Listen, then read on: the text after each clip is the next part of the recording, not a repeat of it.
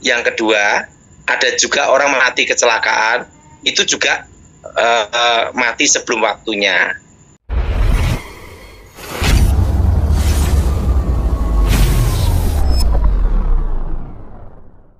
Ini masalah anak dan orang tua. Jadi begini Pak, apakah seorang anak harus taat kepada orang tuanya yang sudah berbeda keyakinan? Orang tuanya masih dengan agama yang lama, tapi anaknya sudah percaya Tuhan Yesus, tapi masih tinggal dalam rumah orang tua. Kalau pendapat saya, ya. Kalau ini pendapat saya loh ya. Pertama, arti hormat taat ini kalau orang tua ngajari yang benar. Ya, setuju. Kalau tidak benar, diam, jangan dilakukan, tetapi jangan melawan. Iya. Setuju enggak, John? Sampai sini setuju, Pak. Sepakat. Karena masih ada hukum hormati orang tuamu supaya lanjut usiamu.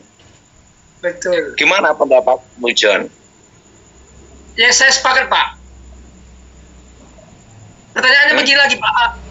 Ini orang tua kan beda keyakinan, tapi karena dia sangat menghormati, menghargai leluhur, ya kan ada anaknya di rumah itu, dia minta, ayo kita sembahyang ke leluhur. Bagaimana kira-kira Pak anak ini bersikap? Itu yang jadi pertanyaannya sekarang, Pak.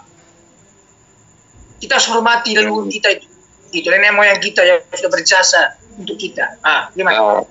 Diam, tapi kita bicara tentang keyakinan kita sambil berkata, keyakinan kita beda, saya tidak bisa. Setelah itu diam. Oke. Tapi jangan berontak, ngelawan, maki-maki, tidak boleh. Tapi pendapat kita tetap kita bicara. Iya. Bagaimana menurut pendapat John? Iya, setuju Pak. Kita harus menyampaikan kemudian dengan santun dan tidak boleh berontak seperti Bapak bilang tadi. Saya setuju. Diam terusan. Karena ada hukum hormati orang tuamu supaya lanjut usiamu. Yes. Gimana, John? Sepakat, Pak. Setuju, betul. Mending diam daripada dimarahin. Oke, lanjut, John. Mungkin khotbah populer, silakan. Ayo. Shalom. Ini sebulan sekali harus ada seperti ini, Jonas. Ya, Pak. Dan John, saya kasih rekomendasi. Pokoknya semua Zoom atau khotbah saya dimanapun tempat boleh diambil oleh John sama khotbah populer. Jadi saya sudah kasih izin. Jadi santai-santai aja, oke? Terima kasih Pak. Siap, terima kasih Pak. Lanjut, John. Gimana nih? Silakan khotbah populer. Silakan. Pertanyaan berikutnya Pak Daud. Ini ada ungkapan begini. Iblis berjasa dalam karya penyaliban Yesus. Karena dilihat dari iblis menghasut Yudas, pemimpin agama Yahudi dan Romawi, sehingga Yesus disalib. Benarkah demikian, Pak? Lalu yang kedua, apakah iblis tahu bahwa penyaliban Yesus untuk menebus dosa manusia? Itu jawabannya mudah sekali. Tanya Tuhan sendiri. Setuju? Jawabannya satu. Tanya Tuhan sendiri. Betul enggak, Jonas? Ya, Pak. Karena apa? Kita kan harus tahu. Tanya dulu sama iblisnya. Setelah itu tanya Tuhannya. Betul enggak? Jadi jawabannya paling mudah. Satu. Tanya Tuhannya dulu. Setuju? Khotbah populer? Setuju, Pak. Betul enggak? Oh, ya tanya Tuhan aja sendiri. Gini, saya punya pendapat. Apa yang jadi bagian kita, lakukan bagian kita. Yang bagian Tuhan, itu urusan Tuhan. Enggak usah tafsir macam-macam. Nanti pusing, mumet sendiri. Ada lagi tentang lembu merah, ngomong gini. Saya ngomong gini, lembu merah atau lembu jenggot, saya tidak ngerti. Yang jelas waktu Yesus akan datang dan tidak ada yang tahu hanya Bapa. Udah selesai, betul enggak? Bagaimana menurut khotbah populer? Setuju, Pak. Jadi tidak usah mikir ke lembu merah mana lembu jenggot. Ada, itu urusannya Tuhan mau datangnya kapan. Yang penting kita pertahankan iman. Sewaktu-waktu Tuhan panggil kita siap. Bagaimana? Setuju, Pak, setuju. Ya. Lanjut. Nah. Satu lagi, Pak, boleh, Pak? Coba lanjut. Oke, ini ada yang viral ini, Pak.